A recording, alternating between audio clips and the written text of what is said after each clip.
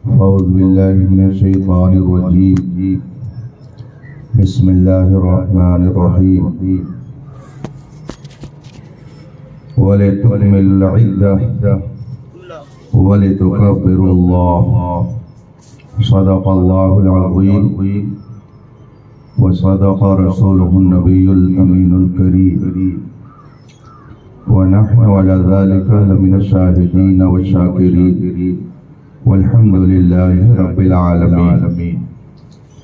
حاضرین محترم، آئیے ہم اور آپ مصطفیٰ جان رحمت سرور کائنات فخر موجودات علیہ تحیت و ثنا کی بارگاہ قدس میں درود و سلام کا نذران عقیدت پیش کریں اور پڑھیں. اللہم صلی علی سیدنا و مولانا محمد معدن الجود والکرم و آل کرام اجمعین. حضرات، میں آپ سب کو سب سے پہلے عید الفطر کی مبارکبادی پیش کرتا ہوں. اللہ رب العزت نے اپنے کرم خاص سے ہمیں اور آپ کو یہ سعادت بخشی کہ آج 30 روزے مکمل کرنے کے بعد اس کی بارگاہ میں سجدہ شکر ادا کرنے کے لیے حاضر ہیں. اعلیٰ حضرت عیدگاہ میں آپ سب کی آمد مبارک ہو. رب کائنات اپنے حبیب پاک کے طفیل آپ سب کی نیکیوں کو شرف قبول عطا فرمائے. جو حضرات ابھی باہر ٹہلے ہیں یا اپنے کسی کام میں لگے ہوئے ہیں، ان سے میری گزارش ہے کہ وہ بلا تاخیر عیدگاہ میں تشریف لائیں. اعلان کے مطابق 7:30 بجے جماعت قائم کرنے کے لیے آپ لوگ اس میں تعاون کریں اور جتنی جلد ہو سکے عیدگاہ میں تشریف لے آئیں. وقت ہوتا جا رہا ہے، کل 15 منٹ ٹائم باقی ہے. آپ لوگ جتنی جلد آ جائیں گے انشاءاللہ العزیز اسی کے اعتبار سے وقت پر جماعت قائم کر دی جائے گی. درود پاک پڑھیں. اللہم صلی علی سیدنا و مولانا محمد معدن الجود والکرم و آل کرام اجمعین. رفیقان محترم، عید الفطر کا فلسفہ کیا ہے اور اسلام میں یہ عید کیوں رکھی گئی، اس کا سبب کیا ہے، اس سلسلے میں احادیث طیبہ کے اندر جو ارشادات ہیں اس کا خلاصہ میں اپنے الفاظ میں آپ کے درمیان پیش کرنے کی کوشش کروں گا. اللہ کے رسول صلی اللہ علیہ وآلہ وسلم جب مکہ مکرمہ سے ہجرت فرما کر مدینہ طیبہ جلوہ گر ہوئے تو آپ نے دیکھا کہ اہل مدینہ خوشیوں کا اظہار اپنے انداز میں کرتے ہیں. اللہ کے رسول صلی اللہ علیہ وآلہ وسلم نے ان سے پوچھا کہ یہ مدینے کے لوگ کیا کرتے ہیں، کیوں کرتے ہیں؟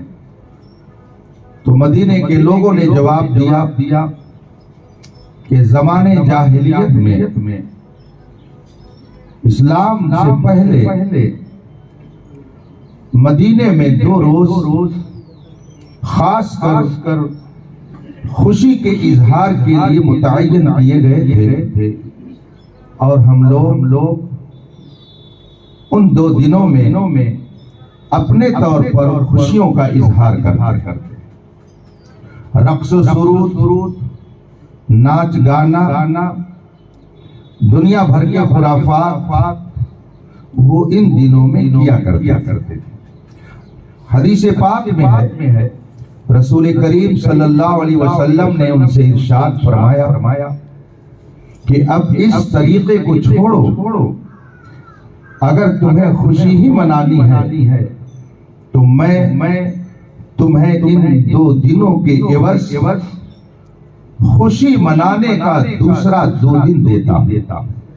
چنانچہ آپ نے ان 2 دنوں کو عید الفطر اور عید اضحیٰ سے بدل دیا، اور آپ نے فرمایا کہ وہ زمانے جاہلیت میں خوشی کے اظہار کا طریقہ تھا، اسلام میں خوشی کا طریقہ یہ ہے کہ جس رب نے تمہیں خوشی دی ہے اس کی بارگاہ میں سجدہ شکر ادا کرو۔ چنانچہ اس وقت سے عید الفطر اور عید اضحیٰ کی نماز قائم کی گئی۔ اس کا مطلب ہے کہ جو غلط طریقہ اس دور میں رائج تھا، اللہ کے رسول صلی اللہ علیہ وسلم نے اس غلط طریقے کی جگہ پر ایک شاندار طریقہ عطا فرمایا کہ اگر تمہیں خوشیوں کا اظہار کرنا ہے تو اب تم اللہ کی بارگاہ میں اپنی پیشانی کو جھکاؤ، سجدہ شکر ادا کرو، اور اس کی بارگاہ میں توبہ اور استغفار کر کے اپنے آپ کو گناہوں سے پاک ہونے کی رب کی بارگاہ میں التجا کرو۔ ایک مقصد یہ ہے۔ دوسری بات یہ ہے کہ جب اللہ تبارک و تعالی نے سن 2 ہجری میں رمضان کے روزے کو فرض کیا اور آیت کریمہ نازل ہوئی، یا ایھا الذین آمنوا کتب علیکم الصیام کما کتب علی الذین من قبلکم لعلکم تتقون، اے ایمان والو تم پر روزہ فرض کیا گیا جس طرح سے تم سے پہلی امتوں پر فرض کیا گیا تھا، تاکہ اس روزے کی برکت سے تمہارے اندر تقوی آ جائے۔ قرآن کریم نے روزے کی فرضیت کا اعلان کیا۔ یہ روزہ اپنی طبیعت اور اپنے نفس کے خلاف ایک عمل کا نام ہے۔ انسان بھوکا اور پیاسا رہتا ہے، اپنی خواہشات کو کنٹرول میں رکھتا ہے، صبح صادق سے لے کر غروب آفتاب تک پیاس کے باوجود وہ کھا نہیں سکتا، پی نہیں سکتا، بھوک کے باوجود وہ کھا نہیں سکتا، اسے بھوک ستا رہی ہے، پیاس شدت کی ہے، طبیعت چاہ بھی رہی ہے کہ پانی پی لیا جائے، کھانا کھا لیا جائے، کوئی روکنے والا بھی نہیں ہے۔ اگر آپ گھر میں بیٹھ کر پانی پی لیں تو کون دیکھتا؟ اگر آپ گھر میں کھانا کھائیں تو کون آپ کو رول سے مار سکتا ہے؟ مگر آپ نہ کھاتے ہیں نہ پیتے ہیں، طبیعت کے خلاف عمل کرتے۔ اللہ کے رسول صلی اللہ علیہ وسلم نے روزے کی قدر و منزلت ارشاد فرماتے ہوئے فرمایا کہ جس نے روزہ رکھا اور اس نے فضول اور بکواس کو ترک نہیں کیا، مثلا روزہ رکھنے کے باوجود وہ گالیاں دیتا رہا، روزہ رکھنے کے باوجود وہ اپنی زبان سے خرافات بکتا رہا، روزہ رکھنے کے باوجود وہ گناہوں میں ملوث رہا، رسول پاک صلی اللہ علیہ وسلم فرماتے ہیں اللہ کو اس کی کوئی پرواہ نہیں ہے کہ وہ دن بھر بھوکے رہا یا وہ پیاس سے رہا۔ اس کا مطلب کیا ہے کہ آدمی جب روزہ رکھے تو صرف کھانے اور پینے اور جمع سے رکنے کے لیے بلکہ تمام برائیوں سے اپنے آپ کو روکنے کے لیے انسان اپنی طبیعت کے خلاف بہت سارے کام روزے میں کرتا ہے، رات میں سونا چاہتا ہے، مگر حکم شرع ہے کہ تم اٹھ کر کے سحری کرو۔ دوسرے دنوں میں اگر کوئی آپ کا قریبی دوست بھی رات میں 4 بجے شاندار کھانا بنا کر آپ کے یہاں لے آئے، دروازہ کھٹکھٹائے اور آپ سے کہے کہ میں آپ کے لیے کھانا لایا، اگرچہ وہ آپ کا قریبی دوست ہے مگر پھر بھی تھوڑی دیر کے لیے ذہن منتشر ہو جائے گا کہ اگر انہیں کھانا ہی دینا تھا تو صبح 4 گھنٹے کے بعد 8 بجے لا کر ناشتے میں دے دیے ہو۔ رات میں جگانے کی کیا ضرورت؟ آدمی کی نیند میں خلل پڑتا ہے، آدمی اس وقت گہری نیند میں ہوتا ہے، سونا چاہتا ہے، اور دنوں میں آدمی کو اگر جگا دیا جائے تو آدمی کا دماغ ڈسٹرب ہو جاتا، مگر رمضان میں آدمی جب سوتا ہے تو الارم لگا کے سوتا ہے، گھر والوں سے کہہ کے سوتا ہے کہ دیکھو مجھے 3:30 بجے جگا دینا، مجھے کھانا۔ وہ کھانے کا وقت نہیں، سونے کا وقت، وہ کھانے کا وقت نہیں، آرام کرنے کا وقت۔ طبیعت چاہتی ہے کہ سویا جائے مگر شریعت کہہ رہی ہے کہ نہیں، اٹھ کر کے کھایا جائے۔ بندہ طبیعت کے خلاف عمل کرتا۔ آپ نے دیکھا سحری کھانا طبیعت کے خلاف، دن میں بھوکا پیاسا رہنا طبیعت کے خلاف ہے، مگر انسان کرتا، رات میں اٹھ کر کھاتا، دن میں کھانا چاہیے تو بھوکا رہتا ہے۔ اللہ تبارک و تعالیٰ کو یہ ادا بہت پسند آتی ہے کہ میں نے اپنے بندے کو حلال چیزوں کو کھانے سے منع کر دیا۔ کون ہے جو آپ کو پانی پینے سے روکتا؟ مگر اللہ اور رسول کی رضا نے آپ کو کھانے پینے سے روک دیا۔ سارا کھانا آپ کے سامنے موجود ہے مگر آپ کھا نہیں رہے، وہ حلال ہے آپ کے لیے مگر آپ کھا نہیں رہے۔ حلال چیزوں سے آپ نے اپنے آپ کو روکا۔ کیوں روکا؟ تاکہ اللہ اور رسول راضی ہو جائے۔ تو یہ روزہ طبیعت کے خلاف شریعت پر عمل کرنے کی ٹریننگ ہے، تربیت ہے، ایکسرسائز ہے کہ اے میرے بندو، اگر تم میرے کہنے سے ایک مہینہ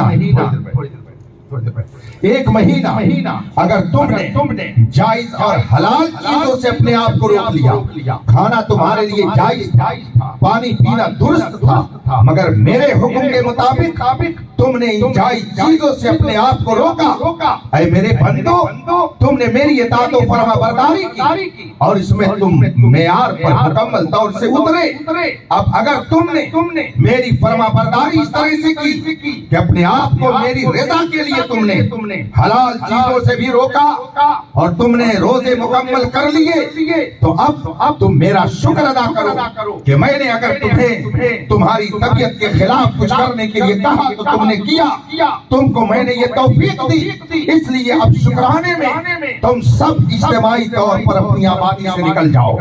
جب تمہارے گھروں سے لوگ اللہ اکبر کی صدا کر کے نکلیں گے، گھر پر رحمتیں نازل ہوں گی، اور تب تم جب اجتماعیت کے ساتھ، اتحاد و اتفاق کے ساتھ میری بارگاہ میں اپنی پیشانی کو جھکانے کے لیے سب بستہ کھڑے ہو جاؤ گے۔ رسول پاک صلی اللہ علیہ وسلم فرماتے ہیں، حدیث پاک ہے کہ جب شب قدر آتی ہے، اللہ تبارک و تعالی فرشتوں سے ارشاد فرماتا اور پھر انعام و اکرام کا ذکر کرتا، اور پھر جب عید الفطر کا دن آتا ہے، اللہ اکبر، حدیث پاک میں فرمایا گیا کہ اللہ تبارک و تعالی فرشتوں سے ارشاد فرماتا ہے ان پر مباحات اور فخر کرتے ہوئے، اے فرشتوں ذرا یہ تو بتاؤ کہ جس مزدور نے اپنا کام مکمل کر لیا اس کا کیا انعام ہے؟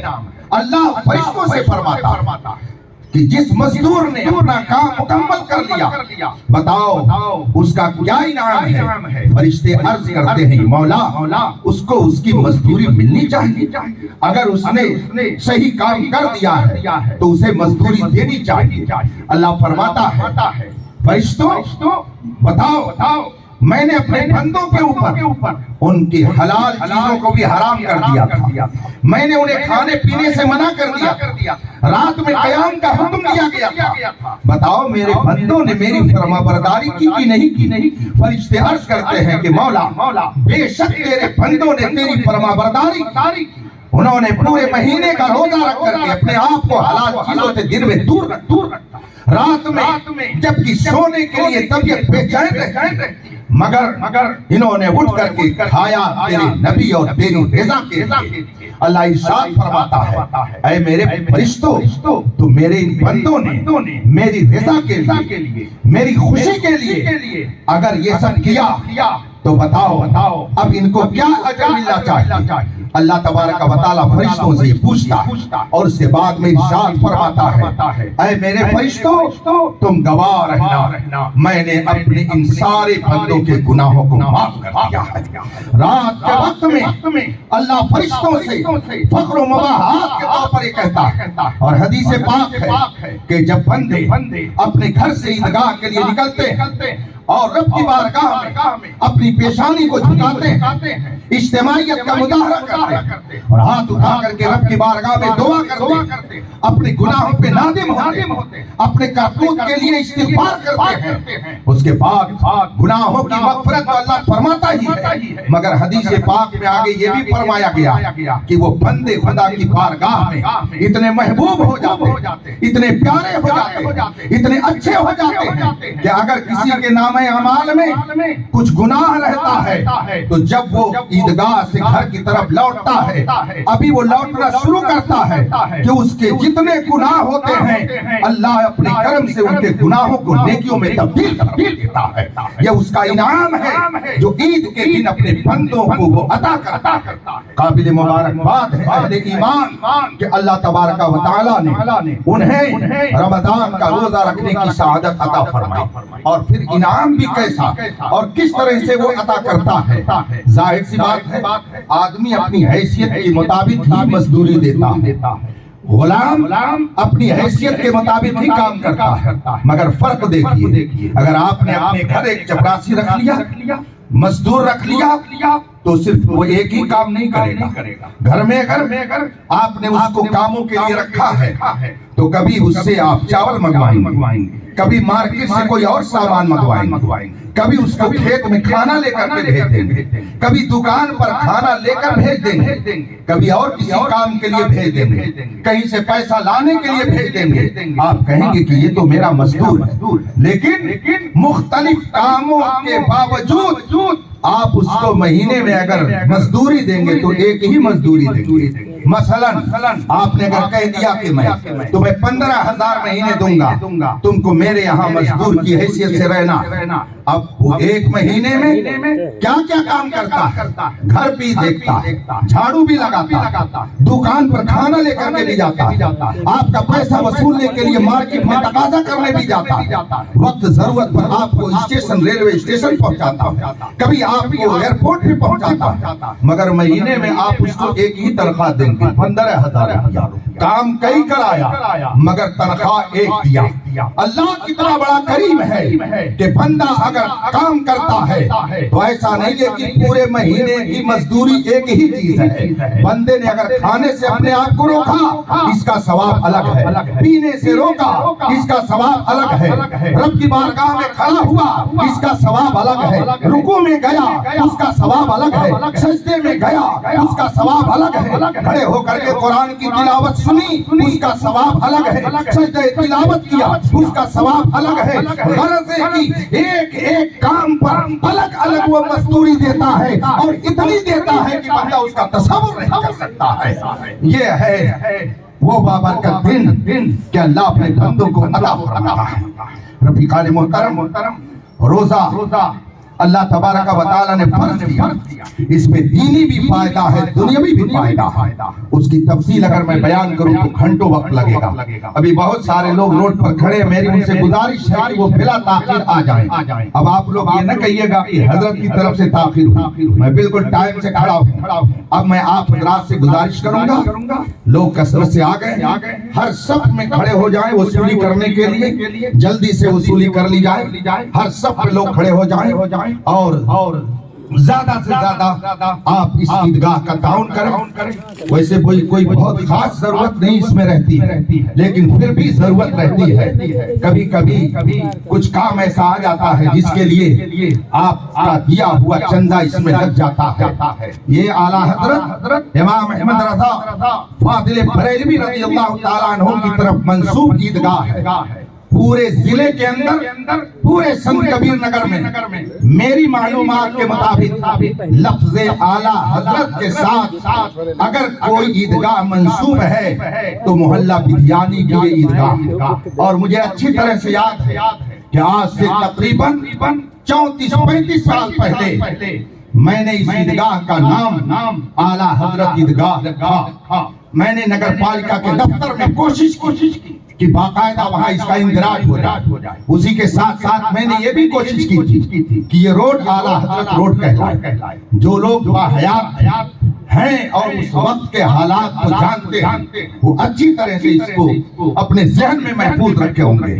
کہ اس وقت کے چیئرمین جناب ملو صاحب کوشش پوری تھی. کام بھی ہونے کے قریب تھا مگر کچھ یاروں کی یاری کی وجہ سے وہ کام رہ گیا. وہاں تو اندراج نہ ہو سکا مگر اہل سنت کے دل و دماغ میں اندراج ہو گیا. اور تقریباً 34 سال سے اس مسجد اس عیدگاہ کا جب اعلان ہوتا ہے تو پورے شہر میں یہ آواز پہنچتی ہے کہ اعلیٰ حضرت عیدگاہ محلہ بدیانی میں اتنے وقت نماز عید اور اتنے وقت نماز بقر عید ادا کی جائے گی.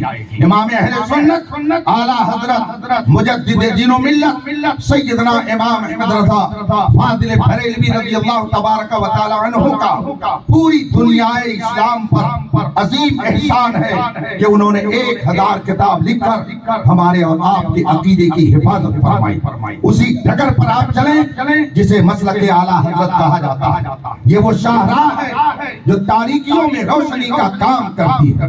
یہ وہ ڈگر ہے کہ فتنوں کے ہجوم میں جو اس ڈگر پر چلے گا انشاءاللہ العزیز اللہ رسول کی رضا اسے حاصل ہوگی.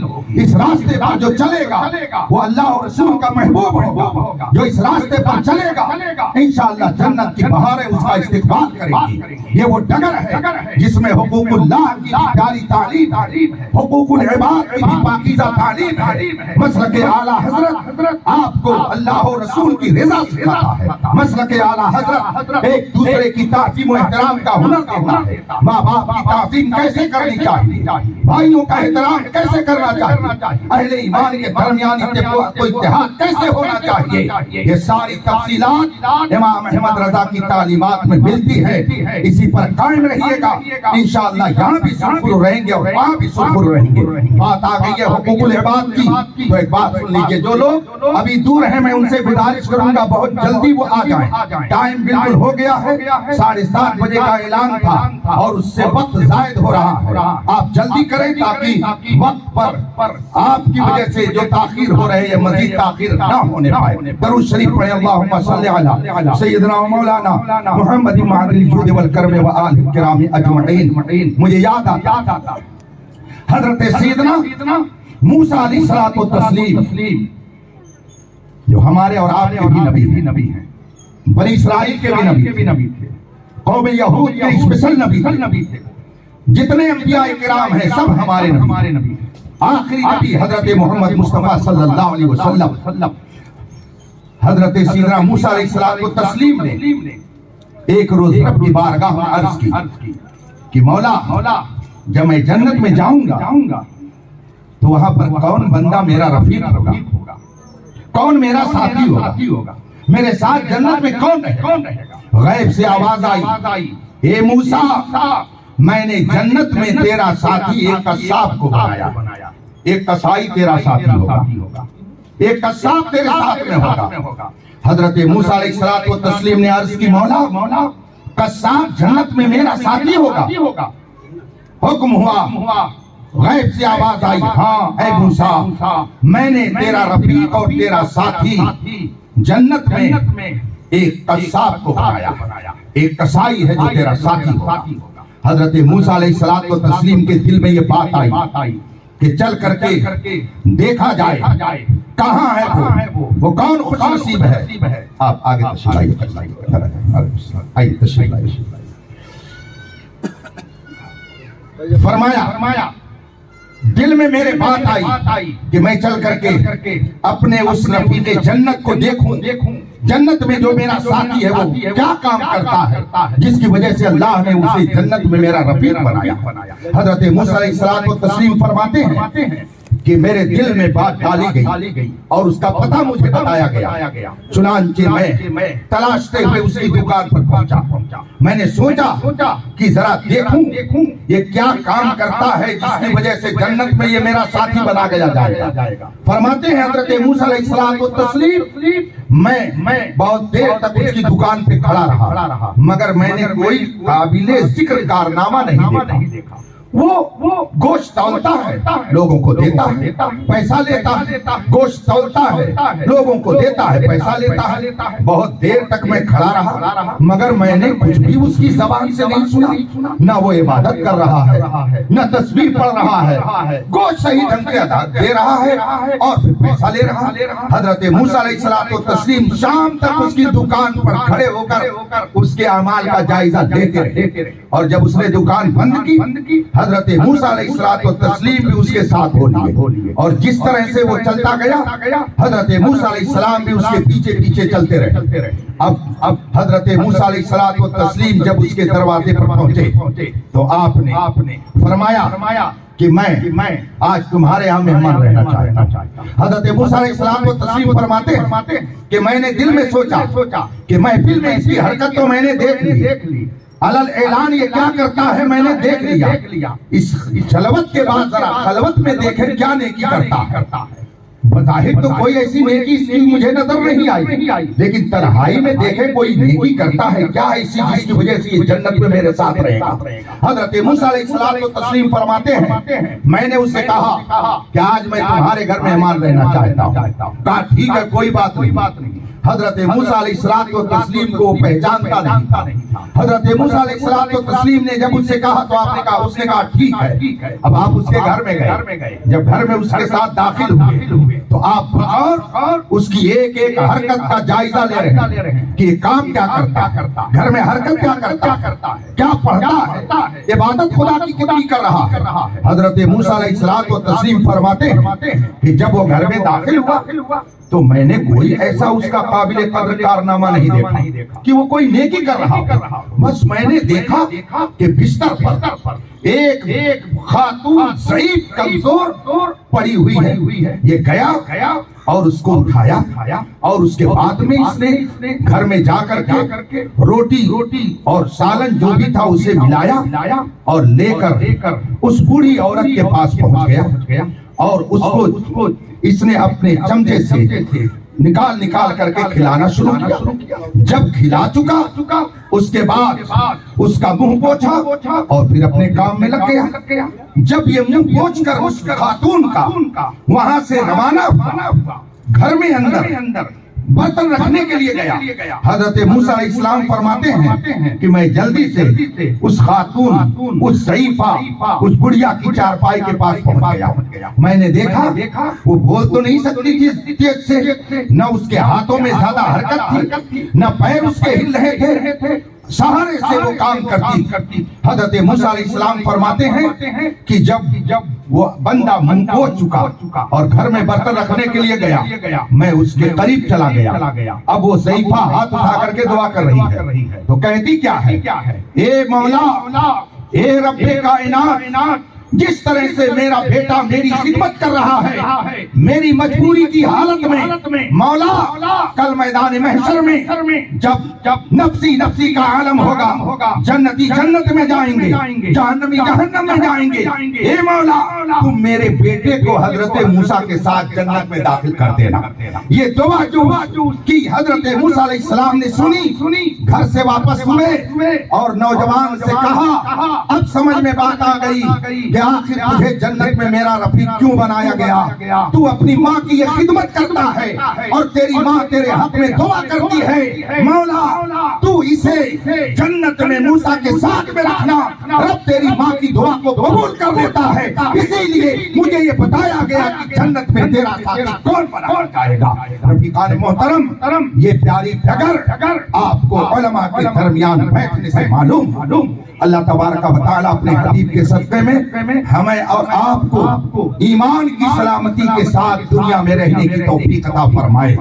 اس وقت دنیا کے حالات بد سے بدتر ہوتے چلے جا رہے ہیں۔ فلسطین جل رہا ہے، بیوائیں ہو رہی ہیں، بچے یتیم ہو رہے ہیں، گھر تباہ و برباد ہو رہے ہیں، پوری دنیا میں امن و امان کو غارت کرنے کی تحریک چل رہی ہے۔ آپ خانے خدا میں آئے ہوئے ہیں، عیدگاہ میں آئے ہوئے ہیں، اخلاص کے ساتھ دعا کیجیے کہ رب قدیر پوری دنیا اور بالخصوص ہمارے ملک کو ہر طرح کی مصیبتوں سے محفوظ رکھے اور پوری دنیا میں امن و امان قائم فرمائے۔ رفیقان محترم، اس سے پہلے جمعہ کو بھی میں نے آپ سے گزارش کی تھی کہ اس وقت الیکشن کی وجہ سے ضابطۂ اخلاق نافذ ہے، جس کو آچار سنہیتا کہا جاتا ہے۔ ان حالات میں کوئی اگر شرارت کرے گا، فتنہ اور فساد کرے گا، تو اس کے اوپر گورنمنٹ کی طرف سے قانونی کارروائی کی سخت تاکید ہوتی ہے۔ عام حالات میں بھی ہمیں فتنہ اور فساد سے بچنا چاہیے، صبر و ضبط سے کام لینا چاہیے، تحمل اور بردباری کا مظاہرہ کرنا چاہیے۔ آج کے حالات میں ہمیں اور آپ کو بھی زیادہ سے زیادہ سنبھل کر کے قدم اٹھانے کی کوشش کرنی چاہیے۔ جو لوگ فتنہ اور فساد پھیلائیں، جو لوگ تخریب کاری کریں، خدا کے واسطے آپ ان کا ساتھ مت دیں، عاقبت خراب مت کریں۔ آپ نماز پڑھنے کے لیے آئے ہوئے، اجتماعیت کا مظاہرہ کرنا اسلام کو پسند ہے، اجتماعیت کا اظہار اللہ رسول کو پسند ہے۔ اس لیے آپ اگر عیدگاہ میں نماز پڑھنے کے لیے آئے ہیں تو صرف 2 رکعت نماز پڑھنا مقصود نہیں ہے، بلکہ اپنی اجتماعیت کا اظہار، ایک دوسرے مومن کو مل کر کے مبارکبادی دینا، ایک دوسرے کے ساتھ خوشیاں بانٹنا، ایک دوسرے کے دکھ درد اور خوشی میں شریک ہونا، اور ایک دوسرے کے لیے دعا کرتے ہوئے اپنے گھر کو واپس ہونا، یہ سارے مقاصد عیدگاہ میں نماز پڑھنے میں شامل ہیں۔ اللہ تبارک و تعالیٰ اپنے حبیب کے صدقے میں ہمیں اور آپ کو ایمان کی سلامتی کے ساتھ باعزت زندگی گزارنے کی توفیق عطا فرمائے۔ اب یہ کام میرا تو نہیں ہے، لیکن اس کو بھی عرض کر دیتا ہوں، ووٹ دینا ہر ہندوستانی کا حق ہے، اس کو آپ ضائع مت کریں۔ گورنمنٹ کی طرف سے، الیکشن کمیشن کی طرف سے باقاعدہ اس بات کی تاکید کی جاتی ہے کہ آپ ووٹ ڈالیں، الیکشن میں حصہ لیں۔ اگر آپ اپنی آبادی میں ہیں تو آپ پہلے سے ہی ووٹر لسٹ کا معائنہ کر لیں۔ جو لوگ سیاست سے زیادہ تعلق رکھتے ہیں انہیں چاہیے کہ اس کی جانچ پہلے ہی کر لیں کہ کسی کا نام چھوٹا تو نہیں ہے، کسی کا نام کاٹا تو نہیں گیا ہے، کوئی نام کٹ تو نہیں گیا ہے۔ یہ ذمہ دار حضرات کو توجہ دینے کی ضرورت ہے۔ اور اگر آپ کہیں دوسری جگہ ہیں، فرض کیجئے آپ کی ڈیوٹی کہیں لگ گئی ہے، آپ الیکشن میں وہاں پہنچ گئے ہیں، تو آپ کو گورنمنٹ کی طرف سے وہیں پر ووٹ ڈالنے کی اجازت دی جاتی ہے۔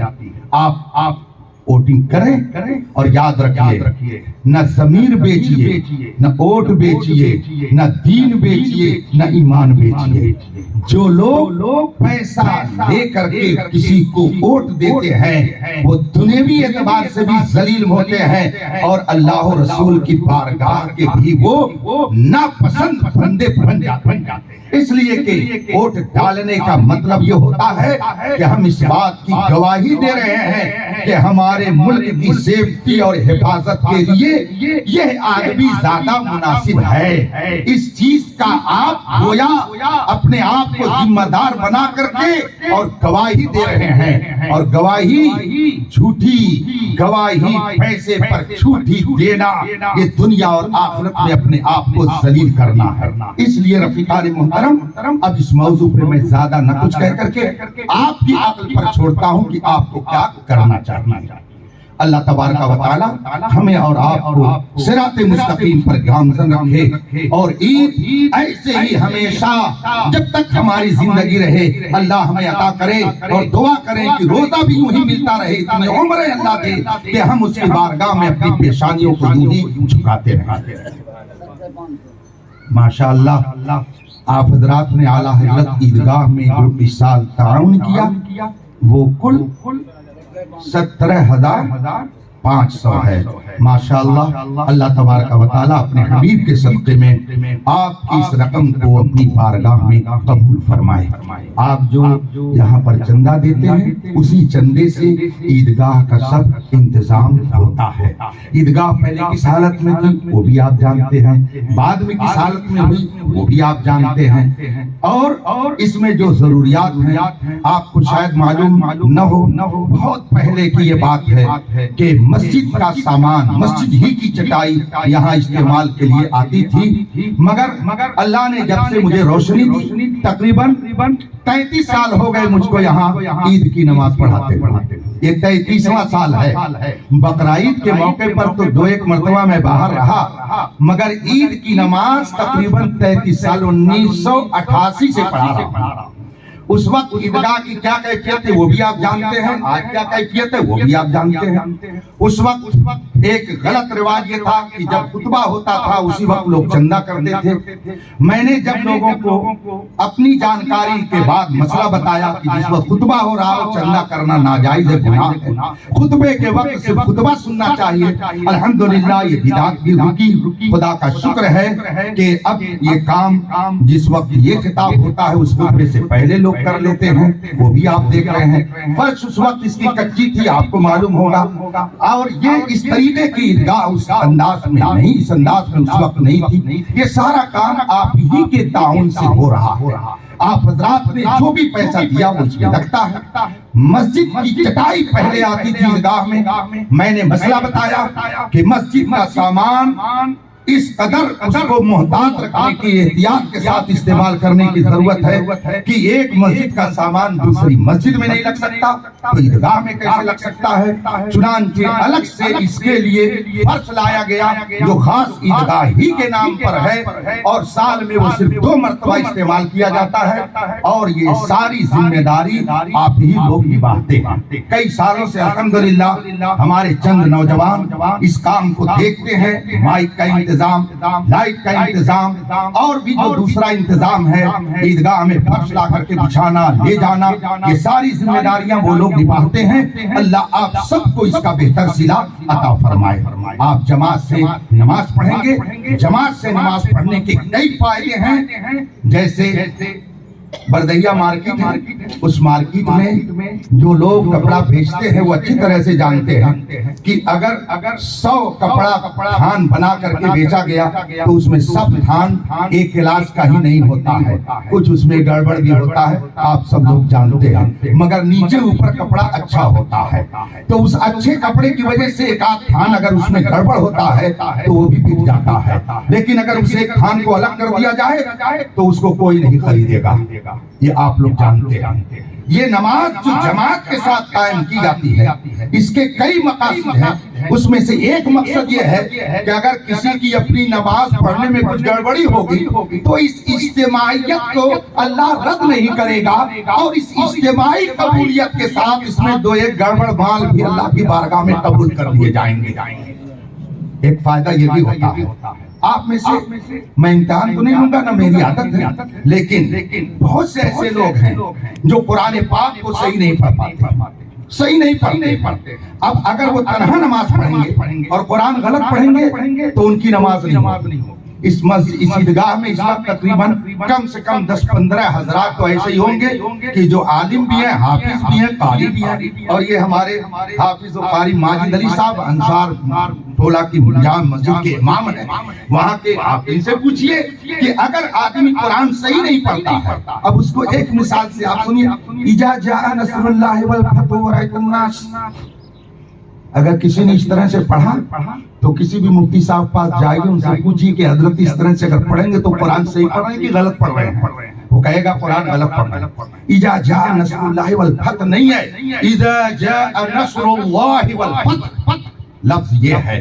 اب اگر آپ پڑھیں گے اذا جاء نصر اللہ تو آپ کی نماز خطرے میں پڑ جائے گی، اور اگر امام صحیح پڑھ رہا ہے اور اس کے پیچھے آپ آ کر کے کھڑے ہو گئے تو آپ کو کچھ نہیں پڑھنا ہے، آپ نہیں پڑھتے ہیں، آپ نہیں اچھا پڑھنا جانتے ہیں، مگر آپ کا امام تو اچھا پڑھ رہا ہے، وہ اچھا پڑھے گا تو اس کے صدقے میں آپ کی بھی قبول ہو جائے گی۔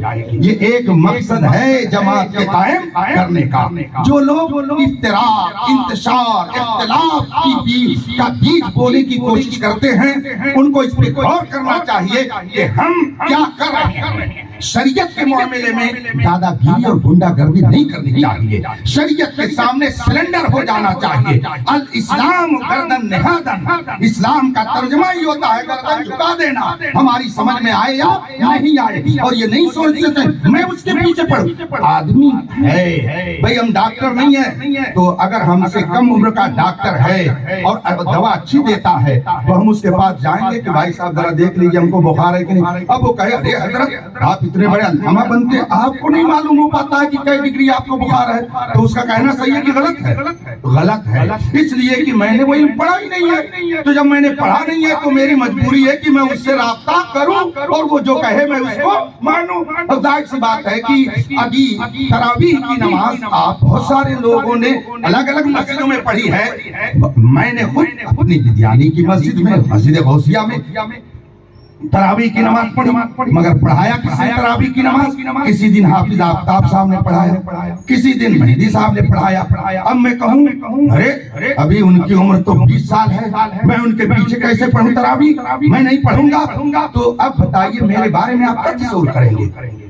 میں پڑھتا ہوں، کیوں پڑھتا ہوں؟ اس لیے کہ بڑی تراویح اگر پڑھنی ہے تو حافظ کے پیچھے پڑھنا پڑے گا۔